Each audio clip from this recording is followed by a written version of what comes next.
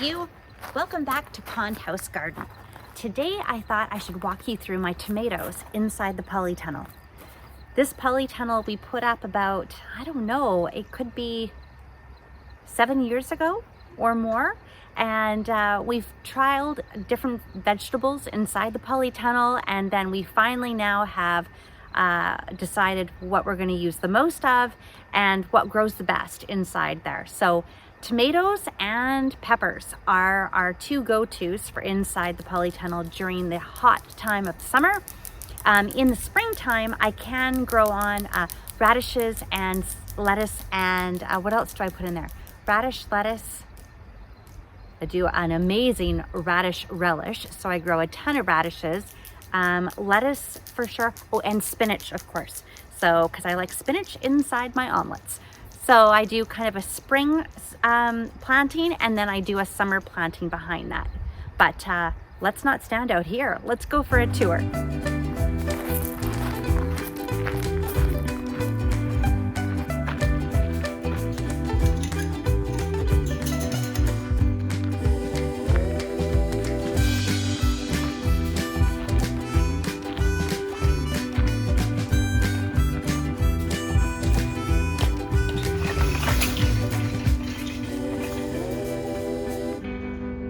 Okay, we are standing inside the polytunnel. The polytunnel is 12 foot by 20 foot, and it also has, let's see, we've put in, if you can see behind me here, it has a venting system, so it's an automated fan system. So as soon as the polytunnel gets to more than 85 degrees, then this fan kicks in to try to get some of the heat outside of the polytunnel itself.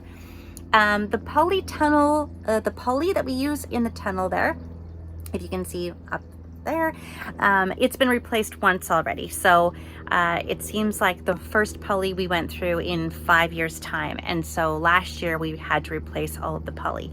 My hopes is that I can get additional polytunnels, or I can move up to like a glass house or a greenhouse style. That would be my perfect life, my best life. So, but you know what? I'm happy with the one polytunnel that we have so far. It definitely helps out. I put starters in here. I put my dahlias in here to start up. I also get a spring crop in, and then I get a hot summer crop in, all inside this one building. Oh, also there is a sunshade that goes actually above the polytunnel, and we actually have it on a pulley system so we can pull it on and off depending on how hot, how intense the sun is. So it's a 50% sunblock that we purchased, and it works like a dream. And then we take it off in the wintertime, roll it up and store it, and then we bring it back out when summer begins every year. We have 4 beds inside the house. 1, 2, 3, and 4. I called it a greenhouse inside the house. I guess I should say it's a tunnel inside the polytunnel. Okay, I'm being attacked by a tomato, but without further ado, let's go through and tour each one of the tomatoes and each one of the peppers that I have planted in here right now. We are a zone 8B, and right now we're the end of August, so and we're starting to see a decline, a little bit of a decline in temperature, and our nighttime lows are coming down. So things are changing, fall is arriving, but we're still hopeful that the polytunnel will do its thing over the next month and bring us lots of peppers and tomatoes. So the first tomato I have in here is Celebrity, and it is not doing well. I've purchased all of my tomatoes this year as starters from the nursery, but honestly, in the years that I started from seeds, I did a lot better myself. So next spring, I am hoping to start all of my tomatoes on my own. I believe I have 3 celebrities in the polytunnel, and 2 of them are doing much better than this one. So it has been subjected to a little bit of pain here. It's trying to produce, so I do have a tomato or 2 or 3 coming out on it, but it's not the best tomato plant in the house, that is for sure. But Celebrity is delicious. I have tried it before and I really like it. In behind that is Sun Gold F1, and these are cherry tomatoes, and we love our cherry tomatoes. And there's quite a bit coming out on this one. and it's doing really well. As you can see, it's making its way up, up, up into the wire that we have at the top that helps support some of the longer stems of the tomatoes. So this one is happy, and this entire bed actually is all Sun Gold cherry tomatoes. And so you can see that it makes its way up, and they just keep going. Now at this point, being that we're in fall, what they recommend is pinching off any new blooms so that the production time can go into now turning the rest of the tomatoes that exist into a ripened tomato. So whether they turn gold or red or black or blue, whatever the tomato color is, this is the time that we need the plant to put all of its energy into these, or else we will only have half a crop here by the time the end of September comes. Right now they are growing right into the top here, so I think I need to get into some trimming over the week. You'll notice below that I have marigolds planted, and I have marigolds planted throughout the entire polytunnel, and that is to keep some of the pests away. I also have nasturtiums, which I'll show you in the other bed shortly. And right across from it, this is Celebrity over in this bed. So you can see it's a real difference between the two. I probably should have pulled the little guy, but I just am not that way. I want everything to survive as best that it can, so it will stay in.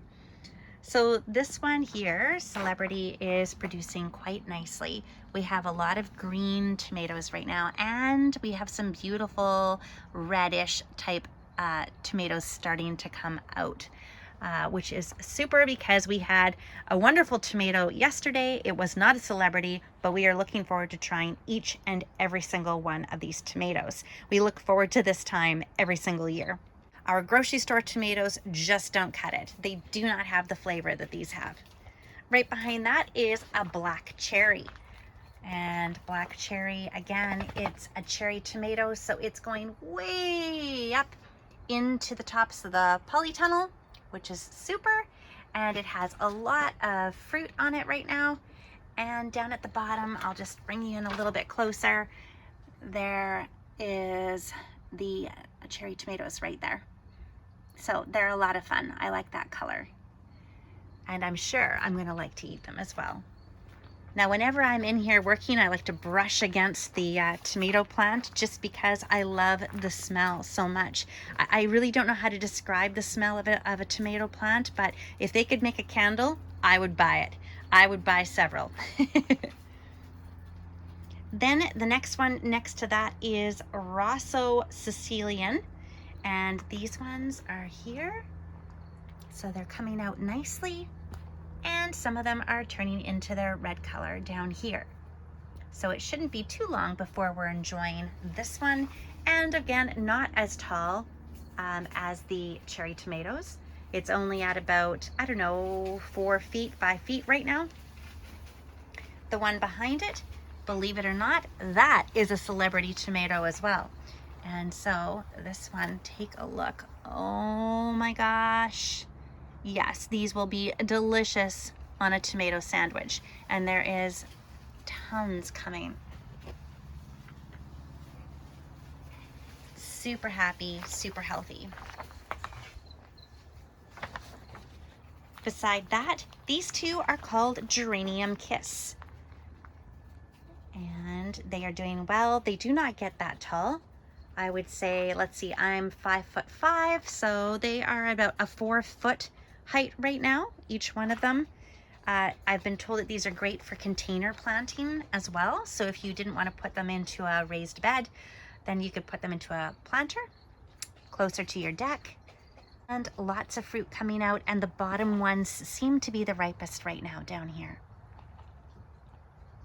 And just a smaller variety, but bigger than a cherry tomato. We'll leave the pepper bed for a moment. Right over here is the next grouping. The first one here is a black cherry. And black cherry starts at the bottom here, and it is looking great. The black cherry is reaching for the sky here and going right up into the top of the polytunnel. Lots of beautiful fruit on it right now. And let me see if there's anything that's changed color. I think inside here there is. We have some black cherry in here. You can just see that. Tons coming out. And right behind that is called Midnight Snack. So they're kind of intertwined in here. Some are Midnight Snack and some are black cherry. But lots coming out, and we actually really enjoy having the cherry tomatoes on our sandwiches, and we actually roast them with a little bit of honey just to add some sweetness, and then spread that on our toast. It is so good, so good. If we don't end up eating them that way, then we do make a really lovely canned salsa out of our cherry tomatoes. And so you'll see in here we use, you know, kind of a staking system as well to kind of get them started and help them out. As well, we use string to tie them up because their fruit gets really heavy and so they will snap really easy. So we use string, we use some green wire, a variety of stakes, and then we use the shelf that we've created up here in order to help the taller stems go up and through that. And we end up actually just standing on a ladder and harvesting a whole bunch of tomatoes that grow on the other side of the shelf at the top of the polytunnel. So it's good fun.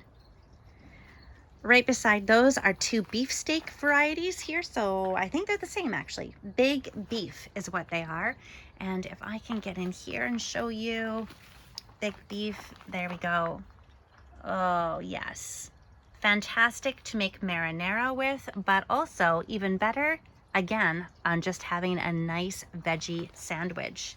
And there is a ton coming out. I don't think, can you see all of that? Oh my gosh, makes my mouth water. And then beside that, we have Early Girl. So two Early Girl right in front of the other. The only funny thing is that Early Girl, we just started eating. In past years, we've already been eating these for a month. So we are late. I don't know if you're finding the same thing where you are, but over here on the east coast of Vancouver Island, British Columbia, Canada, our gardening is behind by about 3 weeks because of our really late start to summertime. Like I said before, we've had we had frost into April this year. Like a really bad frost came through, and then it didn't stop raining for us until, you know, the beginning of July. So everything is trying its best to come out.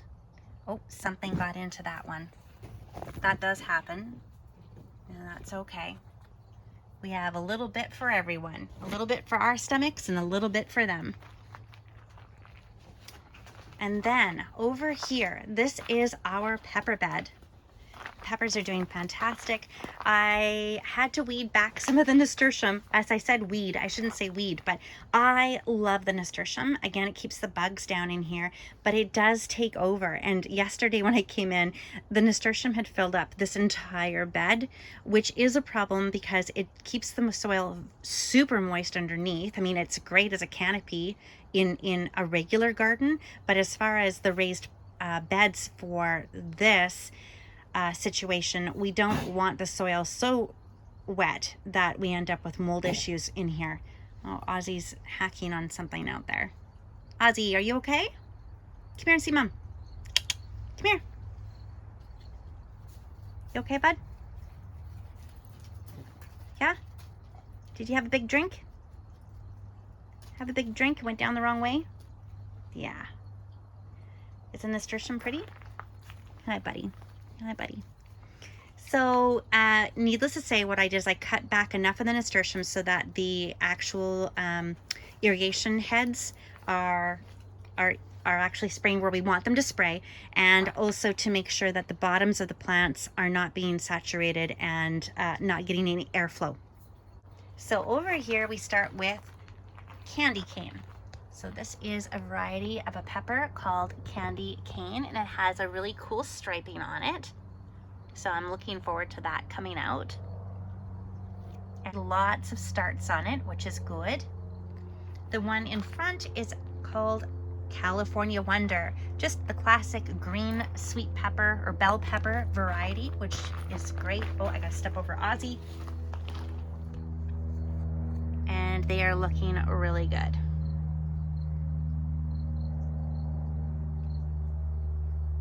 And I see a few flowers on here, so there are more to come, which is super.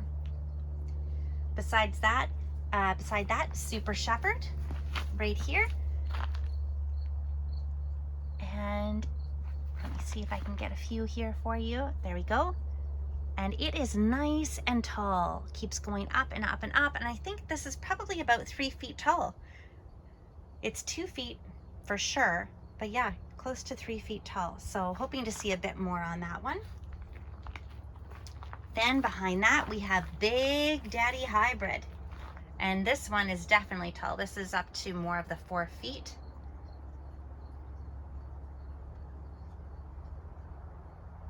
And there are, if you can see in there, there are some long ones just inside here. I'm gonna stumble if I step in there. Let me try. Okay, I made it. I made it. There we go. So that's what this looks like inside there.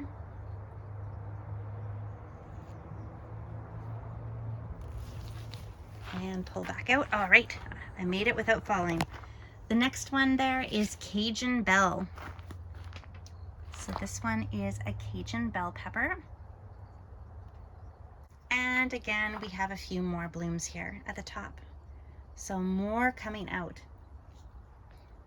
Don't they start so cute?